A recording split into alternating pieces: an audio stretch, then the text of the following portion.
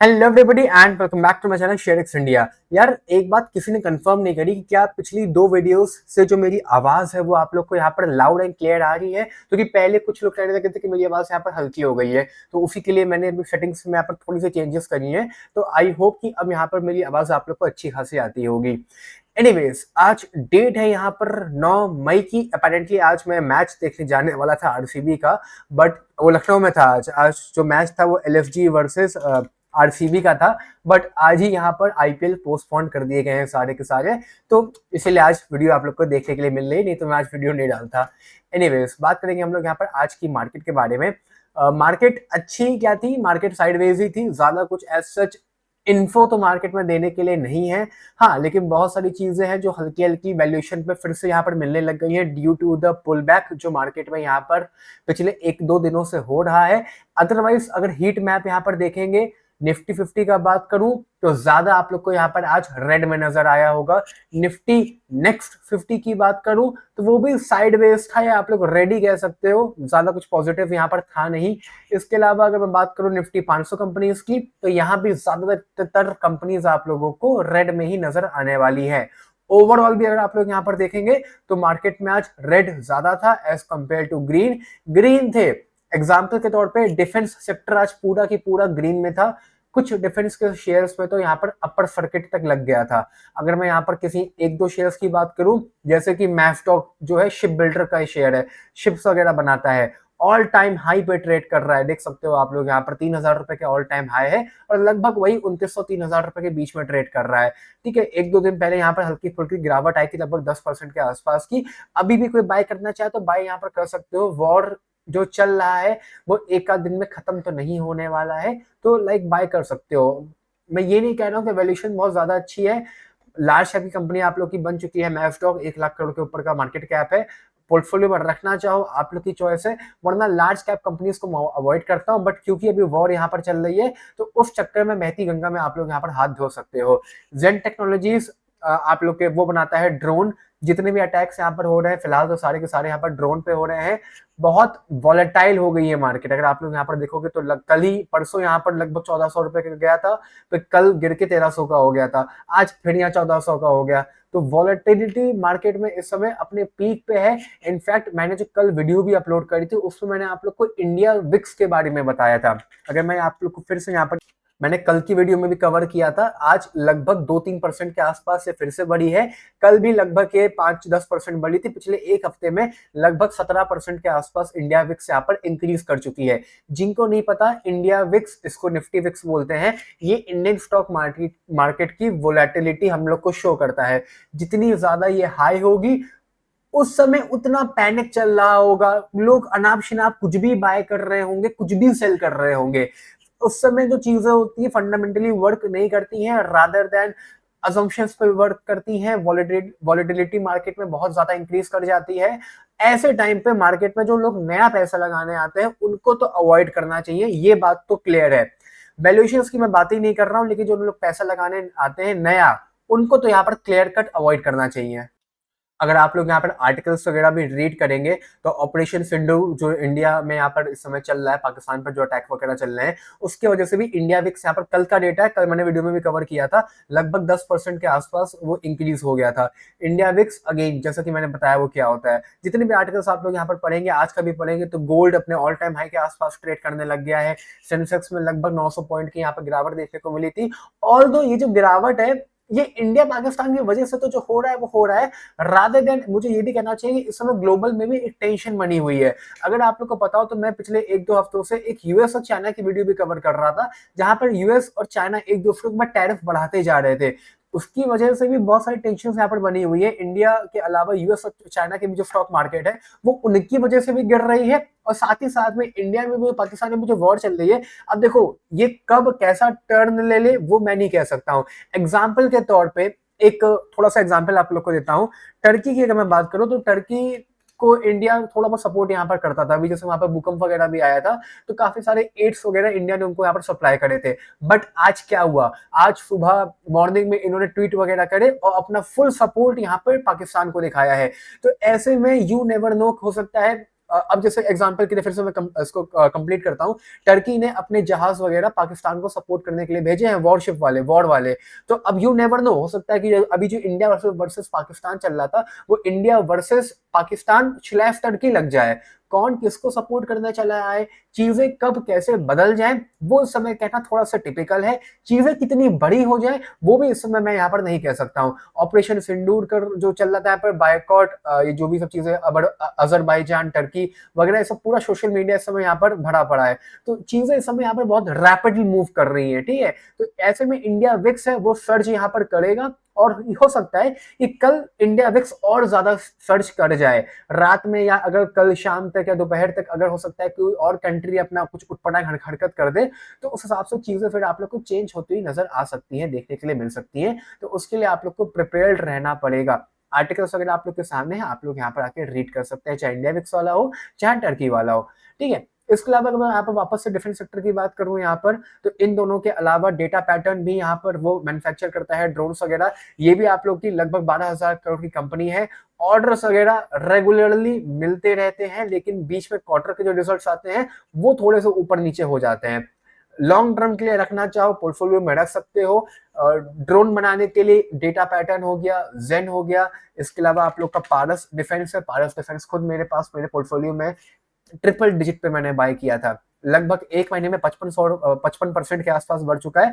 Although ये पहले भी या 1,500 रुपए के आसपास गया था, तो अब ये फुल रिकवरी आ चुकी है यू पैटर्न की। इनफैक्ट जो लोग मेरी वीडियो पिछले 5 या 6 महीने से देखते हैं, डिफेंस सेक्टर में मैंने यू पैटर्न सारे डिफेंस में बन रहा था, चाहे वो पारस हो, जेन हो, डेटा हो, डाटा पैटर्न हो, मैफडॉक हो, भारत भारत डायनेमिक हो, कोचिंग शिपयार्ड हो, कोई सा भी आप उठा के देख लोगे, सब में यू पैटर्न बन रहा था। और मैंने यू पैटर्न डिफेंस सेक्टर में कई बार कवर किया था। अगर कोई पुराना मेरी वीडियो देख रहा है तो प्लीज कमेंट में ये बात प्लीज एक बार कंफर्म करना।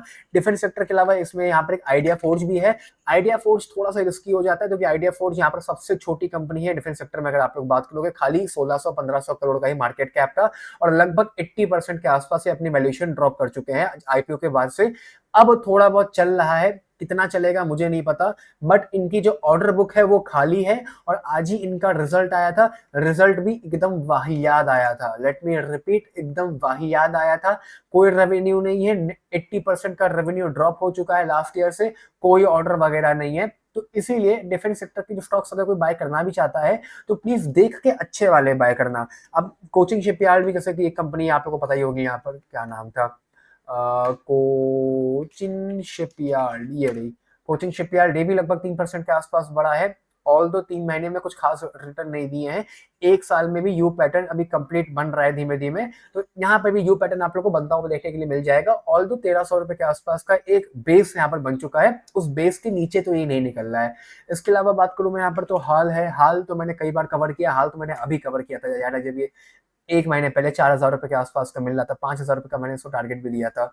अभी मैंने कवर नहीं किया था, थोड़े दिन पहले मैंने कहा भी था, आपको कहानी बताई थी कि हाल की फैक्ट्री लखनऊ में ही है। तो एक अंकल हाल में काम करते हैं, वो म्यूचुअल फंड के थे, उन्होंने बताया था मतलब कि हाल में ऑर्डर वगैरह काफी कस्टे मिले हैं, तो शेयर भागने वाला है। और कुछ वैसा ही आप लोग को पिछले 1 महीने में 10-11% का हॉल भाग भी चुका है। कई लोग आप में से हॉल आप लोगों ने बाय भी किया था, मुझे आप लोगों ने कमेंट सेक्शन में बताया था कि हाल आपने बाय किया है, तो ये हो गया हाल यहाँ पर। इसके अलावा ये वाली कंपनी टेक्सटाइल थी, जरूरत से ज्यादा भाग रही है, इतनी नहीं भागेगी। मैं बार बार रिपीट कर रहा हूँ, इस कंपनी में गिरावट आएगी, इसको प्लीज अभी अवॉइड करना। टेक्सटाइल की जो न्यूज आई थी उस चक्कर में ये भाग रही है, इसको क्लियर कट अभी अवॉइड करो, पोर्टफोलियो में मत रखो। 6,500 रुपए के आसपास का बीएससी मिल रहा है, एक वैल्यू फॉर मनी स्टॉक हो सकता है। लगभग 90,000 करोड़ के आसपास का मार्केट कैप हो चुका है। अपसाइड अब ज्यादा नहीं बचा है, बट फिर भी एक शॉर्ट टर्म प्रॉफिट्स के लिए आप लोग इनको रख सकते हो। श्योर शॉर्ट प्रॉफिट तो होना यहाँ पर तय है। टाटा मोटर्स में लगभग 700 रुपए के आसपास का बेस यहाँ पर बन रहा है, 550-600 रुपए का बन चुका है। अब यहाँ से वापस से गिरावट नहीं देखने को मिलेगी। अगर 710 रुपए के ऊपर क्लोजिंग दे देता है आज, जो नहीं दे पाया, तो आप लोग को वापस से अपने धीमे धीमे फिर 800-900 रुपए के लेवल्स तक जाता हुआ देखने के लिए मिल जाएगा। एक बार मैं आईपीओ पे आ जाता हूँ। इस कंपनी का आईपीओ आना लाइकली इस समय मुझे लग रहा है कि नहीं आएगा, क्योंकि टेंशन मार्केट में बहुत ज्यादा क्रिएट हो रही है। तो हो सकता है कि इस समय जो भी आईपीओ अगर कोई आने वाले हैं तो वो फिर से यहाँ पर पोस्टपोन हो जाए। एथर का भी आईपीओ आया था, कोई बहुत ज्यादा नहीं चला, थोड़ा बहुत चला, उसमें भी अब लोगों को प्रॉफिट बना नहीं। और उसके बाद अब इंडिया पाकिस्तान के चक्कर में हो सकता है कि आईपीओ वापस से यहाँ पर हॉल्ट ले जाए। 300 रुपए के आसपास का एथर मिल रहा है, ₹300 का मार्क ईथर फिलहाल होल्ड कर रहा है, क्लोजिंग नहीं दे रहा है। क्लोजिंग दे देगा फिर 300 के ही नीचे ही ट्रेड करेगा। इसको प्लीज अगर है तो सेल कर सकते हो। मेरे ओपिनियन में बिजनेस मॉडल अच्छा है, ओला बाय करो, फार बेटर है। मार्केट शेयर भी ओला का ज्यादा है, वैल्यू फॉर मनी भी ओला की कई ज्यादा है। टाइटन 4% के आसपास बढ़ा था, लार्ज कैप का स्टॉक है। एलएनटी लगभग 3-3.5% के आसपास का बढ़ा था, बढ़िया है। यस बैंक का आज शायद से यहाँ पर रिजल्ट आया था, अगर मैं आप लोग को यहाँ पर बताऊं भी, यस बैंक का यहाँ पर आज रिजल्ट आया था। ये रहा result. SBI to sell Yes Bank stake too, okay okay okay okay okay. Japan की एक कंपनी है जो एसबीआई से यस बैंक का स्टेक यहाँ पर परचेज कर रहे हैं। वही मैंने कुछ न्यूज पढ़ी थी यहाँ पर, मुझे याद नहीं थी क्या थी। तो वो जापान एसबीआई अपना यहाँ पर जो स्टेक है उनके पास 20% का, वो जापान की एक कंपनी को यहाँ पर सेल कर रहे हैं। ये रहा कंपनी का नाम, जो कि जापान की है। तो इस चक्कर में यहाँ पर कई एक थोड़ा सा पॉजिटिव न्यूज थी। पॉजिटिव न्यूज क्या थी, कोई ऐसा सच मेजर न्यूज तो यहाँ पर नहीं है। एक आदमी एग्जिट ले रहा है, एक आदमी यहाँ पर बाय कर रहा है, स्टॉक रिएक्ट कर गया यहाँ पर, तो इसको अवॉइड कर सकते हो। और वैसे भी यस बैंक को हमेशा अवॉइड करो। यस बैंक में जब क्राइसिस हुई थी उस समय जो मार्केट कैप था यस बैंक का, वही मार्केट कैप आज भी यस बैंक का यहाँ पर चल रहा है, लगभग 60,000 करोड़ के आसपास का। तो इतना ज्यादा यहाँ पर कोई अपसाइड बचा नहीं है। जिस हिसाब से कंपनी के यहाँ पर बैलेंस शीट और प्रॉफिट्स वगैरह आते हैं यस बैंक के, बहुत ज्यादा मुझे कुछ उम्मीद है नहीं। लॉस आ रहा था, फिर अभी भी थोड़ा बहुत प्रॉफिट यहाँ पर आना स्टार्ट हुआ है। 22 में भी उतना ही था, 23 में कम हो गया, 24 में भी उतना ही था। तो इस हिसाब से यस बैंक को इस समय मेरे हिसाब से तो बहुत बढ़िया वैल्यू फॉर मनी स्टॉक आप लोग के लिए नहीं होने वाला है। ठीक है, बाकी आप लोग की चॉइस, आप लोग जैसा डिसाइड करो। यूनियन बैंक, बैंक वगैरह काफी भागे थे। भारत फोर्ज मैंने थोड़े दिन पहले कवर किया था, काफी गिर चुका है ये अपने ऑल टाइम हाई से, लगभग 70% 50% ड्रॉप हो चुका था। मैंने कवर किया था, मैंने खुद भी बाय किया है इसको 1000 रुपए के लेवल्स पे। मैंने कहीं बाय किया है नीचे यहाँ पर 900 पे तो नहीं किया, बट 1000 कुछ पे मैंने बाय किया है। तो थोड़ा बहुत अब जो भी मैं प्रॉफिट में आ गया हूँ 15% के आसपास में, तो भारत फोर्ज भी बाय कर सकते हो। इसके अलावा एस्ट्रल, कुछ लोग यहाँ पर पूछ रहे थे मुझसे, एस्ट्रल का भी सेम हाल है, चल नहीं रहा है। बहुत 2200 के आसपास का स्टॉक था, जब चलेगा 2500 का तो वापस से ये अपने ऑल टाइम हाई पे जाएगा। बढ़िया कंपनी है एस्ट्रल, फ्यूचरिस्टिक। ऑल दो इस समय जितनी भी पाइप्स वगैरह कंपनी बनाती थी, चाहे वो एस्ट्रल हो चाहे वो प्रिंस पाइप हो, सारी नहीं चल रही है। ठीक है, तो ये एक हल्का सा इंडस्ट्री में इस समय ड्रॉबैक है। ज्यादा दिन तक नहीं चलेगा, कंपनी बढ़िया परफॉर्म करेगी आप लोगों की। इसके अलावा अगर मैं बात करूं यहाँ पर आप लोगों के स्टॉक्स के बारे में, तो आप लोगों ने मुझे कई सारे स्टॉक्स यहाँ पर बताए थे, एक बार मैं उनको कवर कर लेता हूँ यहाँ पर। यूनिमैक एयरफोर्स पे 30% का लॉस है सर। मैंने अप्लाई करने के बाद प्रॉफिट बुक करने की रिकमेंडेशन दी थी। अगर आपने नहीं किया है तो सर आपने कुछ ना कुछ यहाँ पर देखा ही होगा। बहुत ज्यादा है नहीं, आईपीओ आने के बाद गिरता है, लॉक इन पीरियड यहाँ पर खत्म होता है, एक आम न्यूज है। ये बात आप लोग को यहाँ पर इतना एजुकेट करना मेरी फर्ज बनता है।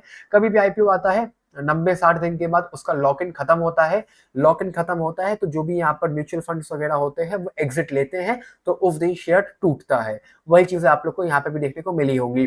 फिलहाल 1400 के आसपास से नहीं जाने वाला है, आप लोग को लंबे टाइम के लिए यहाँ पर होल्ड करना पड़ेगा। ठीक है, इसके अलावा कैम्स और सीडीएसएल में मैम मैं कहते कहते थक गया, ऑल्दो फिर से मैं यहाँ पर रिपीट कर दे रहा हूँ। कैम्स 3500 के आसपास मिल रहा है, 4000 के आसपास का चला गया था। मुझे उम्मीद नहीं थी वापस से इतना नीचे आएगा, आया है। इसको प्लीज बाय कर लीजिए, इसको मत छोड़ना। हो सकता है डिस्पाइट मार्केट खराब है 3200 में मिल जाए तो वो एक बात अलग गई, वरना इसको इस करंट प्राइस पे भी बाय किया जा सकता है। सीडीएसएल सुबह 1200 के आसपास मिल रहा था, बहुत ज्यादा तो यहाँ पे कोई गिरावट आई नहीं है, बट अगर बाय करना चाहते हो तो बाय कर लो। ज्यादा वैल्यू फॉर मनी दोनों स्टॉक्स आप लोग के रहने वाले हैं। केफिनटेक भी आप लोग बाय कर सकते हो। रेल विकास निगम अपनी जगह ठीक है, रेलवे के स्टॉक्स वगैरह में ऐसा कोई भी मेजर अपडेट तो यहाँ पर नहीं है। जो बजट वगैरह भी आया था उसमें भी डिफेंस के अलावा ना डिफेंस में कुछ इंक्रीमेंट था, ना रेलवे में कुछ इंक्रीमेंट था, तो इसीलिए रेल विकास अभी आपस से आप लोग को चलता हुआ नजर नहीं आएगा। ऑल दो 600 के आसपास का स्टॉक था, 300 का मिल रहा है, मतलब कि 50% पे मिल रहा है। आप लोग को रखना चाहो लॉन्ग टर्म के लिए रख सकते हो। रेल विकास निगम गवर्नमेंट का स्टॉक है, आप लोग की इच्छा है, मुझे कोई दिक्कत नहीं, मेरे पोर्टफोलियो में भी था, अब नहीं है। इसके अलावा कुछ स्टॉक्स यहाँ पर और भी थे, जैसे कि डिफेंस वगैरह के हो गए। सोनाटा सॉफ्टवेयर में सर कोई बहुत ज्यादा गिरावट आ गई थी, बहुत ज्यादा। सोनाटा सॉफ्टवेयर बहुत सारे म्यूचुअल फंड्स वगैरह ने भी बाय करके रखा हुआ था, रिजल्ट इनके खराब आ रहे थे। वरना मैं यहाँ पर दिखाऊं भी तो म्यूचुअल फंड लगभग 25% कंपनी यहाँ पर म्यूचुअल फंड होल्ड करते हैं, मतलब कि 2500 करोड़ का माल यहाँ पर म्यूचुअल फंड के पास है। बट अगर रिजल्ट खराब आएगा तो कोई भी कंपनी अच्छा परफॉर्म नहीं कर पाएगी, ये बात तो यहाँ पर बहुत ही ज्यादा मतलब प्रूवन है यार। रेवेन्यू 19% अब तक खाली, लेकिन जो प्रॉफिट था उसमें 3% की गिरावट आ गई थी। इस चक्कर में सोनाटा यहाँ पर नहीं परफॉर्म कर रहा था। इसके अलावा ईएमएस वगैरह मैं आमतौर से कवर करता रहता हूँ। डिक्सन, डिक्सन सर मेरा आजकल का एक फेवरेट स्टॉक था यहाँ पर। अगेन डिक्सन में भी वही वही हाल है कि गिरावट जो थी वो जरूरत से ज्यादा आ चुकी है। 15,000 रुपए के आसपास आप लोगों को करंटली मिल रहा है। कैम्स, सीडीएसएल, केफिनटेक, डिक्सन भी आप लोग बाय कर सकते हो। मुझे उम्मीद नहीं थी कि इतने लेवल पर ये फिर से मिलेगा। पॉलीकैब में कुछ खास गिरावट नहीं आई। पॉलीकैब अपना 6,000 रुपए के आसपास जाता हुआ आप लोग को नजर आ रहा है।